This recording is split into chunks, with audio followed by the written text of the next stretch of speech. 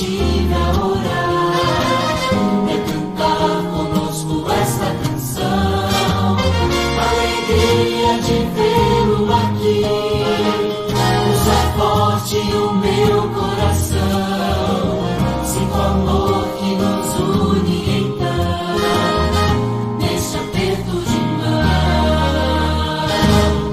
em família estamos aqui, partilhando o amor de Jesus, e sua cruz o motive a orar, e a cantar conosco esta canção, alegria de vê-lo aqui, usa forte o meu coração, sinto o amor que nos une então, neste aperto de mão, neste aperto de mão, neste aperto de mão.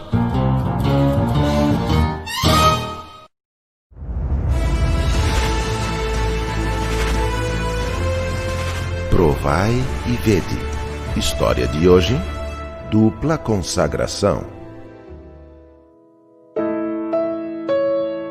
Vila Rica é uma das principais cidades da região central do Paraguai. Aqui nasceu e viveu Manuel Ortiz Guerreiro, um dos mais destacados poetas paraguaios. Nesta região, a mensagem adventista avança em várias áreas evangelísticas, e a história de hoje nos mostra o trabalho de uma dupla missionária muito especial. Um casal que se dedica a pregar a palavra de Deus, muitas vezes em regiões afastadas dos centros urbanos. Me chamo Maria Benites e este é o meu esposo, Cecílio Benites. Somos um casal que há mais de 20 anos, Deus pôs em nosso coração o desejo de trabalhar na obra missionária. Chegamos a deixar a nossa casa para trabalhar em diferentes lugares para plantar igrejas. Nos últimos tempos, Deus nos falou novamente, através do nosso pastor Edgar Vasquez, que devíamos trabalhar na colônia Melgarejo. Depois de um árduo trabalho, conhecemos a família Doudan, com a qual começamos a estudar a Bíblia. E já estamos bastante avançados, terminando os estudos bíblicos e tomando algumas decisões. 3 dos seus filhos estão neste momento em Vila Rica, no projeto Caleb. Eu me chamo Hernando Doudan, tenho 19 anos e sou um Caleb. Estamos fazendo obras comunitárias, como limpeza de ruas, e depois queremos entregar livros missionários e estudar a Bíblia com todos aqueles que estejam interessados. Eu não sou adventista ainda, porém o meu sonho é me batizar e formar parte desta igreja com toda a minha família. Eu penso que a melhor maneira de evangelizar é trabalhando com as famílias. Começamos com um curso bíblico, A Fé de Jesus, porque anteriormente, com o pastor Edgar, estávamos fazendo o seminário do Apocalipse. Depois, com esta família, começamos um pequeno grupo com o curso A Fé de Jesus. O resultado disso, pela graça de Deus, apesar de que ainda não foram batizados, é que já estão guardando o sábado. Neste momento, temos um lugar, graças a Deus, para nos reunirmos. Fazemos os cultos de sábado aí. Às terças, nós chamamos Terças de Poder, porque é dia de oração. Começamos a fazer os cultos de sábado no sábado passado, graças a Deus, e toda essa família estava aí. O mais importante nesta família é que já nascem sendo missionários. O que aprendem com o estudo bíblico, eles compartilham com outros amigos. E através deles, nós já estamos estudando a Bíblia com outras pessoas. Estou muito feliz de pertencer a este grupo maravilhoso, de ter um pequeno grupo e trabalhar como obreiro, missionário, voluntário. O Senhor tem me abençoado muito, tenho uma linda família. E estamos em Vila Rica há quase 20 anos. Agradeço a Deus e quero convidá-los, queridos irmãos, para que também façam parte desta obra. As pessoas me perguntam: irmão Cecílio, qual a sua profissão? E eu respondo de todo o coração: sou instrutor bíblico, amo esta obra. O Senhor me chamou para esta missão. Estou apaixonado por este trabalho. Por isso, agradeço a minha companheira, Maria Conceição, quem sempre lutou ao meu lado. Obrigado, Maria. Te amo. Juntos, até a batalha final. Que linda experiência deste casal missionário, não é verdade? Agora eu quero convidá-los a participar deste momento especial de adoração, através dos dízimos e ofertas. Que Deus os abençoe. Provai e vede.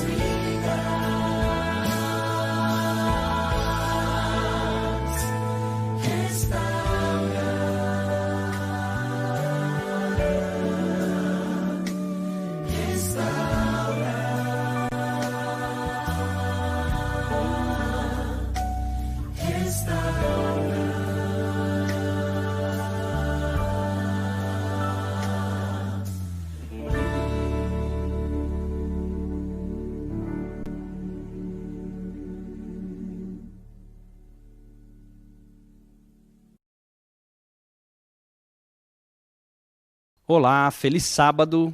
É um prazer poder estar com vocês através desse culto online, pois nele podemos transmitir a palavra do nosso Senhor Jesus Cristo, aprender um pouco mais, não só nas Escrituras, mas entender até mesmo através de um louvor, um hino, e nos consagrarmos e chegarmos cada vez mais próximo do nosso Criador. Então sinta-se abraçado, sinta a presença do Espírito Santo aí em seu lar e que juntos possamos realmente reverenciar e adorar o nome do nosso Criador. E dando continuidade a essa adoração, eu convido você então a cantarmos juntos o hino do nosso CD Jovem, Fortes, que fala sobre a importância de permanecermos fortes, mesmo diante das crises e das dificuldades que possamos enfrentar. Vamos juntos então entoar esse hino? Não teremos temor ao enfrentar o mal, ao passarmos por lutas, sim, Deus é refúgio contra o mal. Não queremos falhar frente à provação, mesmo que nos ataquem ou que nos persigam, temos Deus, fortes, corajosos, nós seremos, pois Deus conosco está. Fortes, corajosos, nós seremos, se estivermos sempre ao seu lado.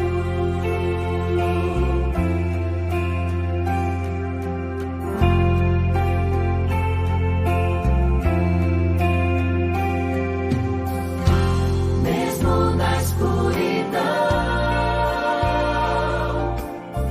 nos toma pela mão.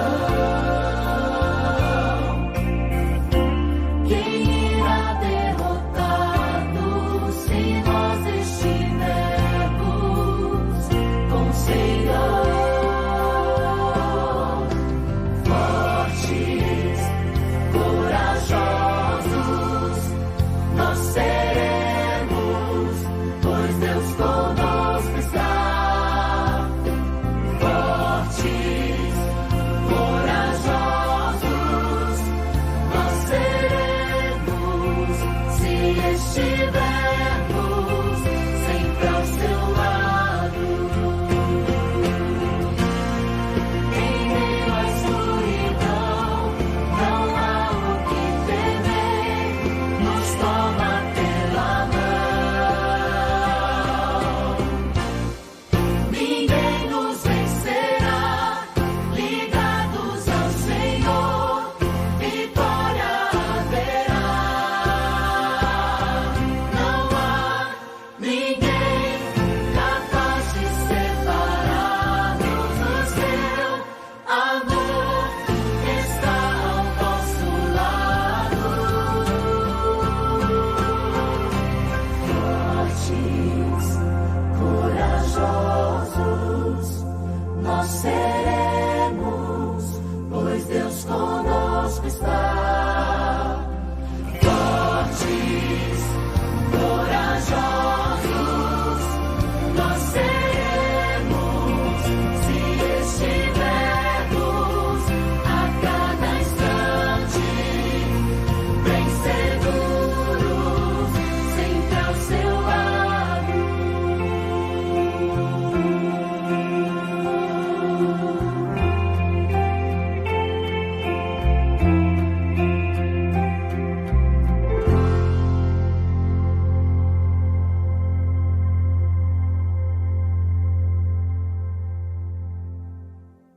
Depois desse louvor, aprendemos um pouco sobre a importância de permanecermos ao lado do nosso Senhor, a importância de termos Ele como referência para continuarmos esta caminhada com força, com determinação. Eu convido você então a fechar os seus olhos para juntos nós orarmos. Querido Deus que estás nos céus, graças te damos, ó Pai, pelo privilégio que o Senhor nos concede de estarmos com vida e com saúde. Obrigado, Senhor, mesmo que nesse formato, à distância, podemos também ter a oportunidade de reconhecer um pouco mais da Tua grandeza, de entender um pouco mais do Teu amor. Continue conosco, aceite o nosso louvor e adoração, em nome de Jesus te oramos. Amém. Vamos agora então estudar um pouco sobre a palavra do nosso Deus. Eu convido você a abrir a sua Bíblia no Evangelho de São João. Deixa a sua Bíblia aberta aí no Evangelho de São João, capítulo 20, versículo 29. Porque esse é um texto que nós iremos utilizar como texto central do livro, embora ele não esteja aí numa forma central. Né? Você vai perceber que ele está bem no finalzinho do livro. O próprio nome do Evangelho já demonstra para nós quem foi o autor. Né? Nós temos o apóstolo João, ele escreve esse Evangelho ali aproximadamente próximo do ano 100, né? Próximo do ano 100, ali, quando ele também já tem a visão sobre o livro do Apocalipse. Ele compreende toda a estrutura sobre como seria a volta de Jesus Cristo, embora ele não entenda ali os detalhes que não foram revelados para ele, mas ele compreende que Jesus voltaria, mas não voltaria em seus dias.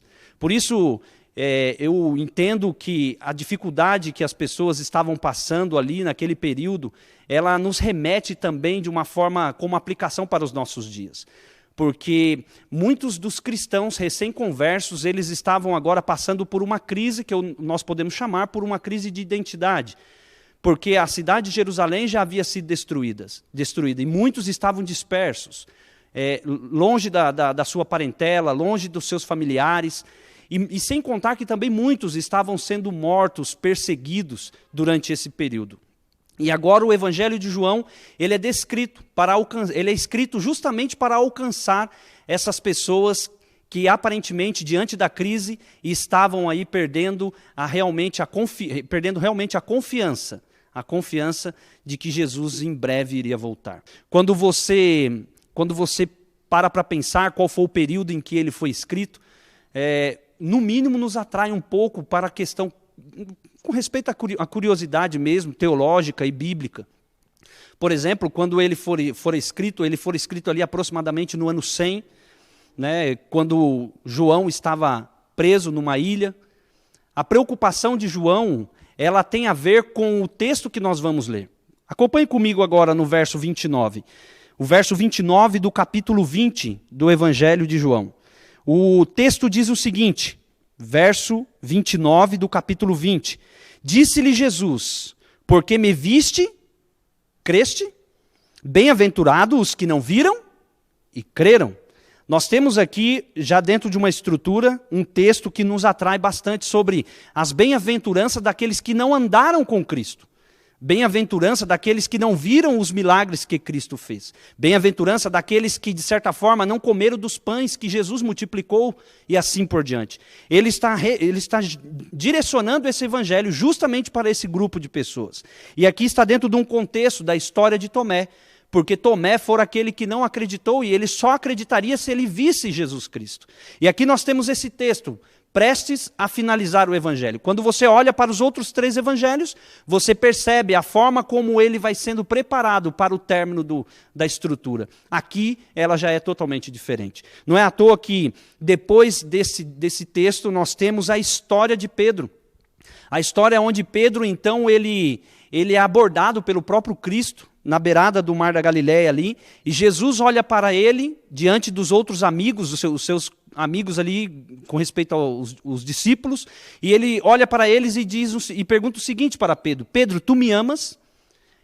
E Pedro, então, ele responde, tu sabes que eu te amo, Senhor. E Jesus fala para ele, então apacenta as minhas ovelhas. E pela segunda vez, Jesus faz a mesma coisa, a mesma pergunta, Pedro, tu me amas? É lógico que só dentro dessa estrutura aí, dessas indagações de Cristo para com Pedro, nós poderíamos fazer uma meditação relacionada a isso. Mas aqui é apenas para nós entendermos por que o evangelho termina com essa história. E logo pela terceira vez, então, Jesus indaga Pedro novamente, Pedro, tu me amas? E a Bíblia descreve que Pedro, então, entristeceu-se tremendamente, mas respondeu, tu sabes que eu te amo.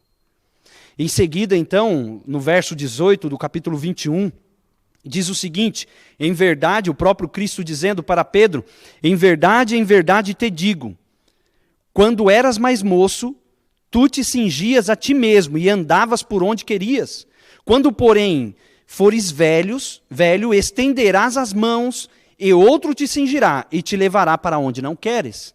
O verso 19 diz assim, disse isso para significar com que gênero de morte Pedro havia de glorificar a Deus. Então aqui Jesus deixa claro para Pedro como seria a morte de Pedro. Ele seria crucificado. Eu fico imaginando como ficou ali Pedro diante de Cristo. As 3 vezes ele disse, tu sabes que eu te amo. Até que, talvez tomado por um sentimento de tristeza, a forma até mesmo como ele seria morto, fora transmitido para ele. Eu fico imaginando a quantidade de pensamentos que Pedro teve naquele momento. E de repente, passa perto dele, como diz o verso 20. Então Pedro, voltando-se, viu que também o ia seguindo o discípulo a quem Jesus amava. Entenda que o próprio escritor do livro, ele poderia ter colocado aqui o nome dele aqui, que era ele mesmo, o próprio autor do livro. E a quem Jesus amava, o qual nascia se reclinara sobre o peito de Jesus e perguntara, Senhor, quem é o traidor? Vendo, pois, então Pedro perguntou a Jesus, e quanto a este, Senhor? A pergunta de Pedro para Jesus Cristo é essa. E quanto a este? A morte que eu terei, ela é dessa forma como o Senhor acabou de explicar. Mas e quanto a este? Interessante que a resposta de Jesus aparenta ser como se fosse uma resposta grosseira para com Pedro. E Jesus responde para ele dizendo o seguinte, se eu quero que ele permaneça até que eu venha, que te importa? Quanto a ti, segue-me. E aí o texto o evangelho vai encerrando dizendo o seguinte, então se tornou corrente entre os irmãos o dito de que aquele discípulo não morreria. Ora, Jesus não dissera que tal discípulo não morreria, mas se eu quero que ele permaneça até que eu venha, que te importa? E assim então o evangelho é encerrado. E fica aí a pergunta, por que o evangelho termina desse jeito? Bom, João era o último dos discípulos. Seus contemporâneos, amigos de ministério, já não haviam mais nenhum deles. E dentro daquela ilha agora ele se vê no direito, sabendo através da revelação que Jesus voltaria, mas não voltaria mais em seus dias. E se tornou tão corrente esse mito de que Jesus voltaria enquanto ainda João estivesse com vida. João sabia que a igreja cristã, ela viveria, além do que já estava vivendo, uma crise com respeito à crença na promessa de Jesus Cristo. Por isso que agora a estrutura do evangelho, através desta introdução, nós conseguimos enxergar a estrutura de uma forma bem diferente. Onde, no término dessa meditação, nós faremos uma aplicação para os nossos dias. Mas quando já olhamos a introdução, a própria abertura do Evangelho, você já enxerga ali, dizendo bem o seguinte, no capítulo 1, no princípio era o Verbo estava com Deus, e o Verbo era o próprio Deus. Tem a ver com a ideia da palavra. Ao iniciar aqui no caso o evangelho dessa forma, você já entende que já te conecta diretamente com o livro de Gênesis, que tem a ver com, no princípio, criou Deus, os céus e a terra. Até mesmo encontramos a palavra Elohim, que tem a ver com uma pluralidade divina, embora não seja diferentes deuses, mas tem a ver com uma pluralidade divina, a presença. E Jesus estava ali, era isso que João estava querendo dizer para aqueles que ali iriam receber esse evangelho. Jesus estava lá, a palavra dele. Através da palavra tudo fora criado. E ele vai demonstrando a importância desse ponto com respeito à palavra. Não é à toa que João escolhe o total de 7 milagres apenas para deixar agregado aqui dentro do seu evangelho. 7 milagres. Alguns deles foram escolhidos de uma forma tão pensada que você não encontra em nenhum dos outros 3 evangelhos. Mas, por exemplo, nós temos já a abertura do primeiro milagre, que tem a ver também com a sequência da ideia do poder da palavra. Esses 7 milagres, todos eles foram feitos por Cristo somente com o poder da palavra de Cristo. Que interessante avaliarmos esse ponto, porque nós vamos chegar num texto que você deve conhecer muito bem, que tem a ver com, que está escrito em João capítulo 14, versículo de 1 a 3. Não se turbe o vosso coração, credes em Deus, credes também em mim. Não é à toa que essa palavra crer, ela aparece com as suas derivações quase 200 vezes dentro desse evangelho. Credes em Deus, credes também em mim. Na casa de meu pai há muitas moradas, se assim não fora, não vou-lo teria dito, pois eu vou preparar-vos um lugar. para que onde eu estiver estejais vós também. Então, João está querendo já preparar o caminho para dizer, olha, é possível que eu não esteja mais no meio de vocês, mas vocês não devem ficar acreditando na minha pessoa, vocês têm que crer naquele que fez a promessa de um dia voltar a esta terra. Interessante que o primeiro milagre, é lógico que aqui daria um sermão somente nele, bodas de Caná da Galileia, mas você sabe como acontece. Através dos cântaros que ali foram trazidos com água, Jesus dá uma ordem, e a ordem leve ao mestre-sala, e o milagre acontece. Nós temos, eu não vou passar aqui os 7 milagres para você, mas temos outro milagre, por exemplo, aqui a cura de um paralítico. Toma teu leito, levanta-te e anda. Jesus então dá uma ordem, ele utiliza do imperativo, o poder da sua palavra. A mesma coisa quando você vai no capítulo 6, a multiplicação de pães e peixes. Os cestos, ali ainda, sem receber a multiplicação dos próprios pães, Jesus pede para que os discípulos já fossem logo servindo a multidão. E no término do milagre você sabe o que acontece, ainda sobram alguns cestos de pães. E assim nós temos um outro milagre que tem a ver com a cura de um cego de nascença. Jesus também pede para que ele vá lavar o rosto num lugar específico e ali então o milagre é realizado. Enfim, João ele vai finalizar a sequência desses 7 milagres numa história que eu e você conhecemos muito bem, que é a história de Lázaro, a ressurreição de Lázaro. E que história, não é verdade? O melhor amigo de Jesus Cristo, no caso, passa pela morte. E Jesus recebe a notícia. Ele inclusive até chama a atenção dos seus amigos, dizendo, olha, Lázaro não morreu, Lázaro dorme. Jesus sabia que ele iria ressuscitar a Lázaro, porque o nome dele seria glorificado através dessa ação. Mas é interessante perceber que dentro desse mesmo capítulo nós temos o menor texto das Escrituras dentro dele, onde diz no verso 35 do capítulo 11, diz que Jesus chorou. Você já parou para se perguntar?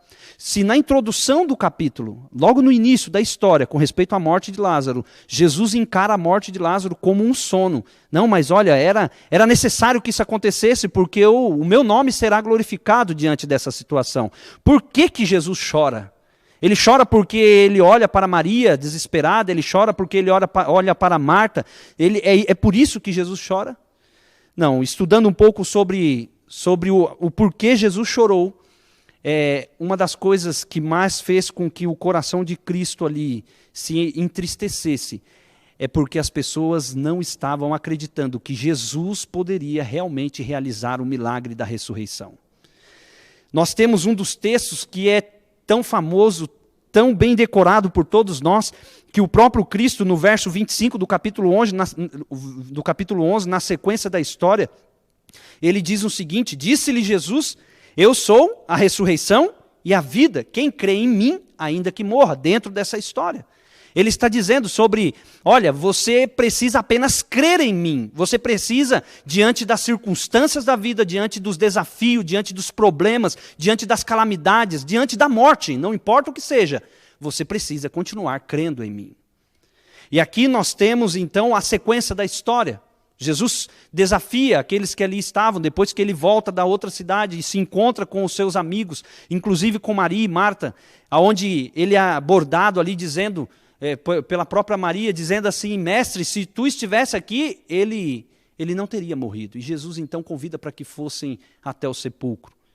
E muitos então, ali chorando, enlutado, eu imagino que voltar a um cemitério, logo depois, alguns dias depois que você enterra a pessoa que você muito ama, não é fácil, e Jesus convida para que eles retornassem àquele lugar.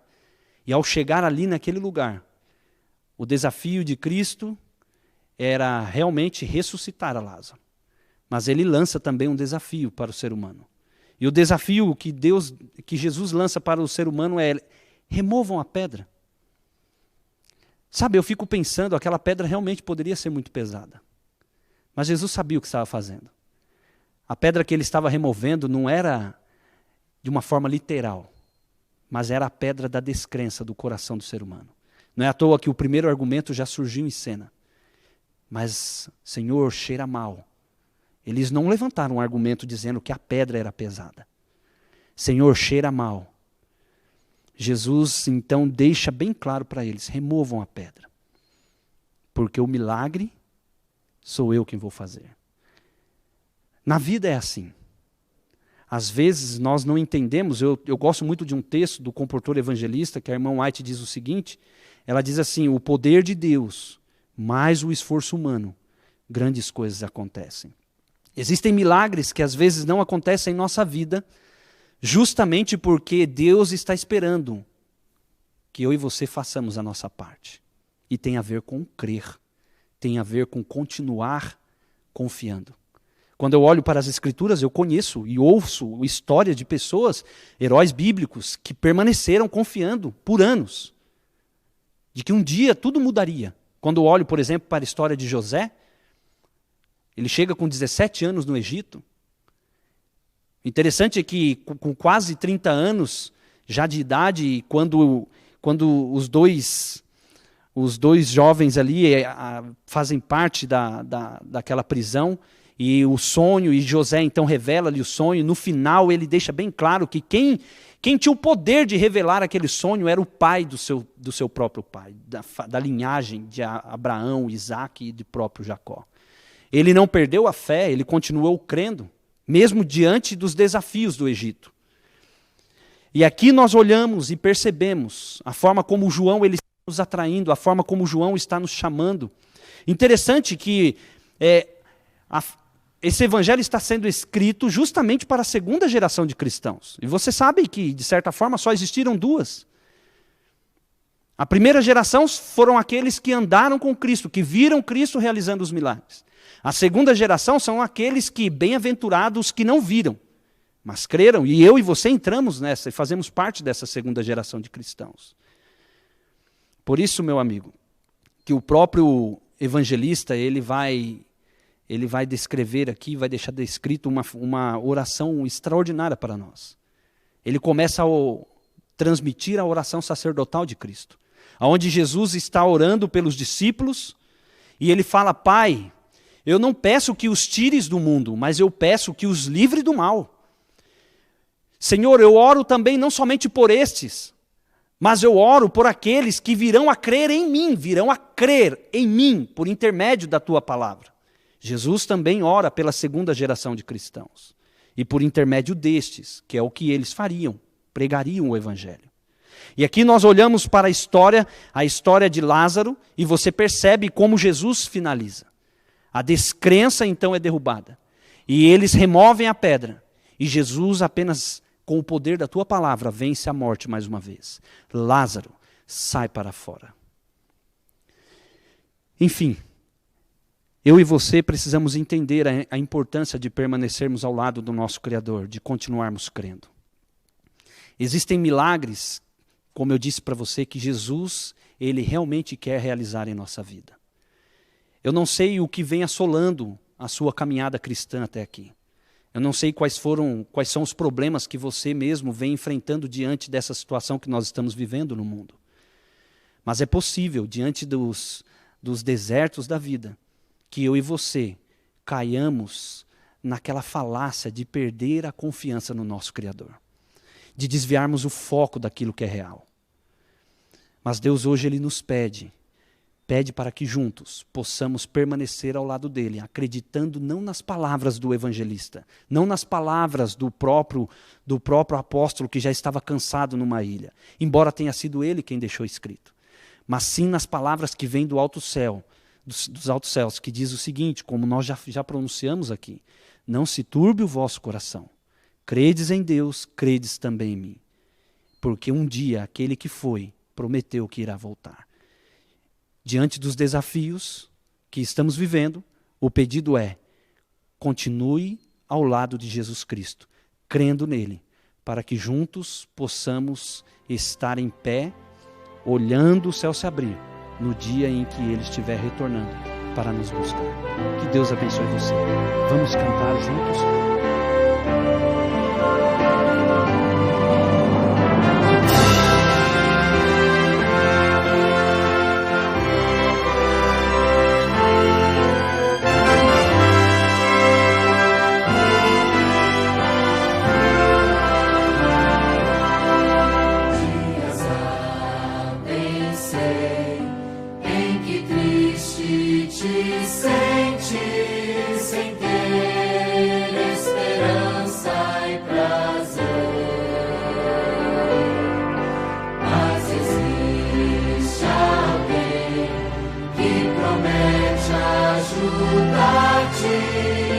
forças a alma trazer.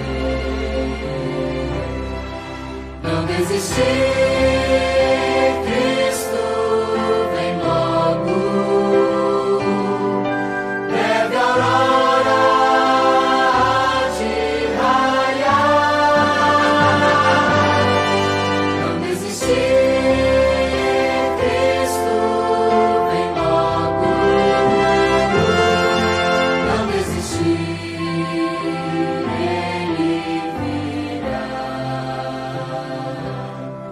Este mundo, eu sei, já não vai muito longe, mas vai em breve findar.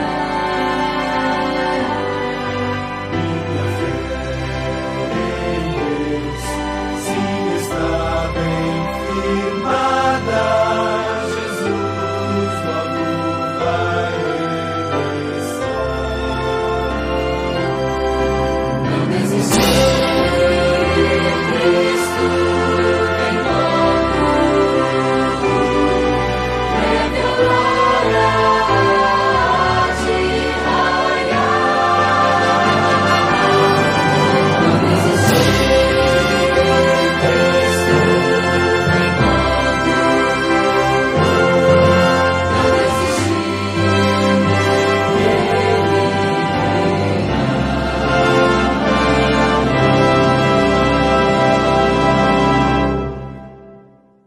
Não Assim como nós pudemos cantar através deste hino, falar através deste hino e aprender também através dele, uma frase bem simples, né? Não desistir, Cristo vem logo.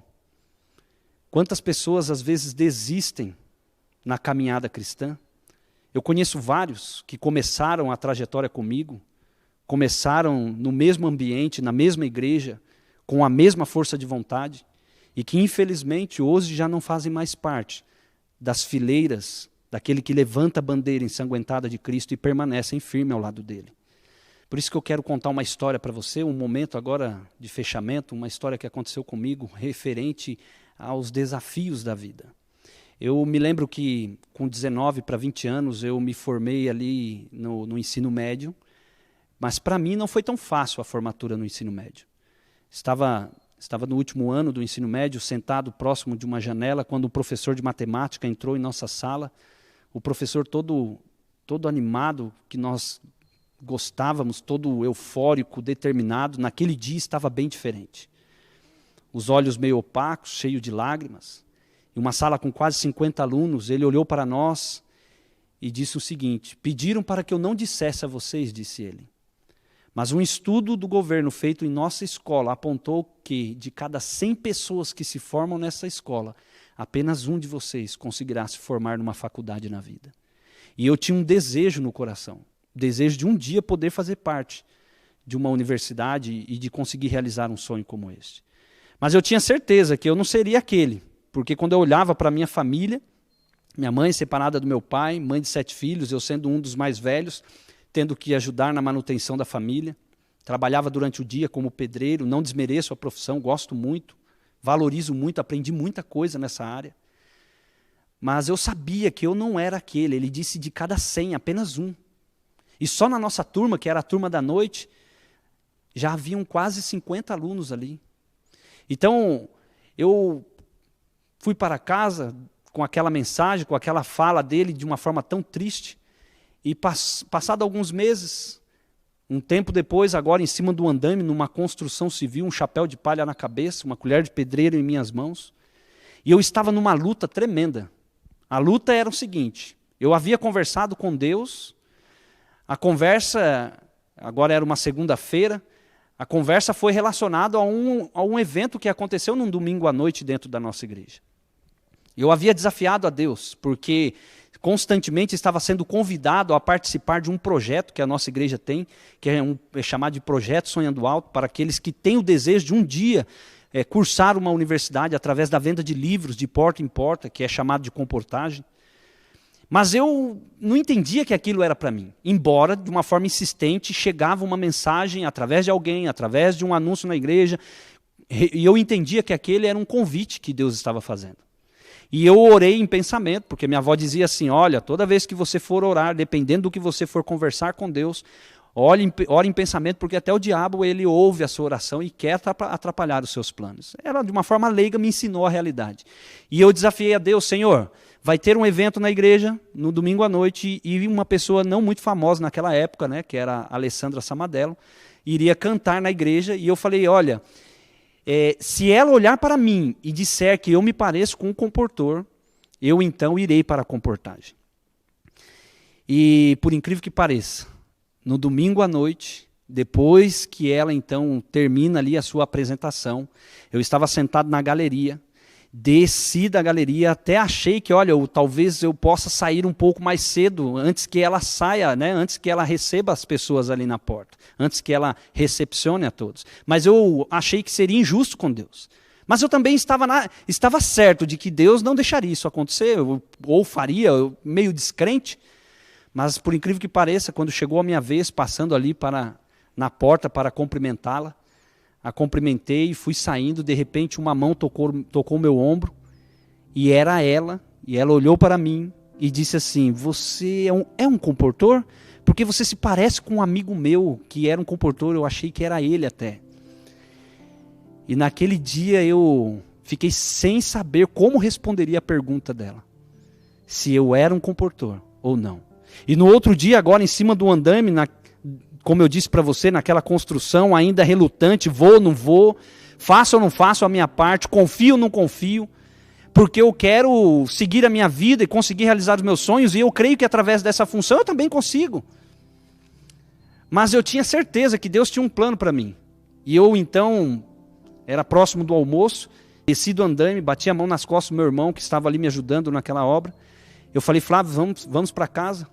E chegando em casa, desci as escadas, e a cena que poderia fazer com que eu desistisse de ir em busca daquilo que eu sonhava, foi quando eu a vi ali na beirada do fogão, com os cabelos grisalhos, cansada pelo tempo. Era minha mãe.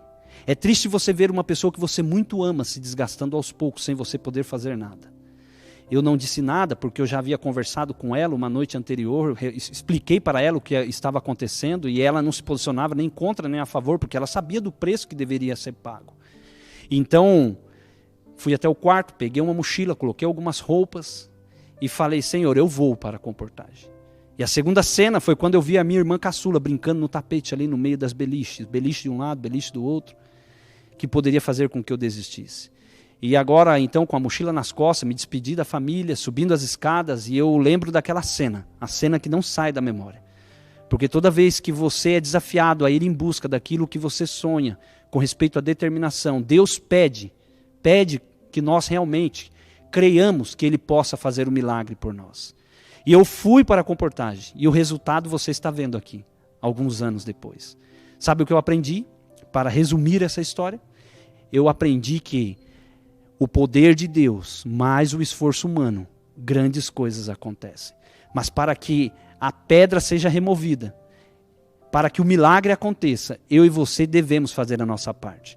E eu aprendi, quando estava ali agora no meio de quase 120 formandos, e um amigo então me futuca ali com o cotovelo, dizendo, ei, estão chamando o teu nome lá. E eu estava ali pensando em tantas outras coisas, que eu nem me liguei que era a minha vez de pegar o diploma de formatura.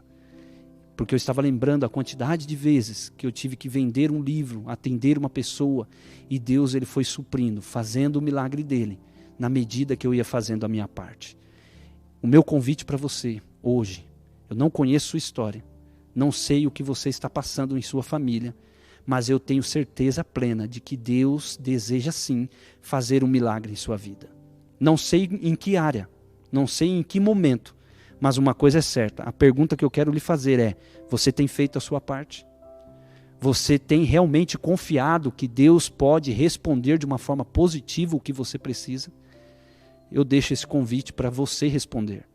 E assim juntos eu peço para que você feche seus olhos aonde você está, para que juntos possamos selar a nossa aliança com Deus de confiança, de credibilidade, né, naquele que tudo pode fazer por nós. Feche seus olhos e vamos orar. Querido Deus que estás nos céus, obrigado pelo encontro que tivemos contigo. Obrigado pelo abrir da Tua palavra.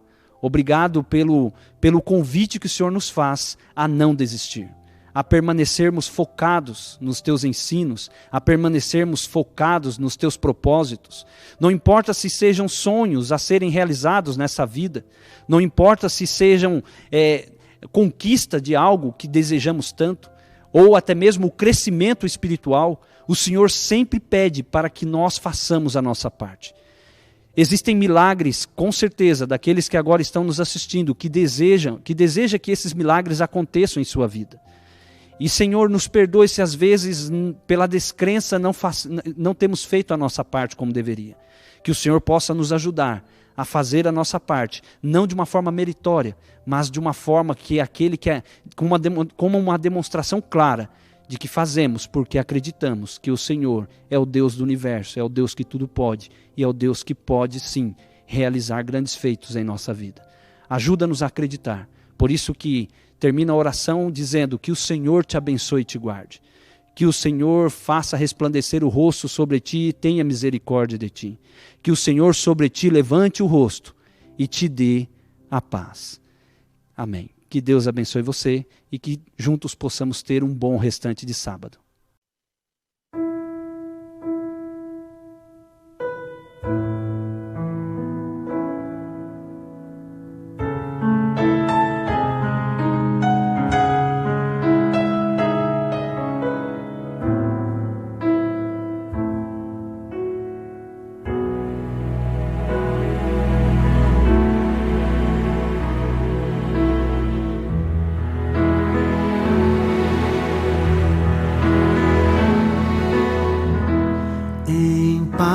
Eu vou ouvir a voz de Deus, em paz eu vou, estou feliz, achei abrigo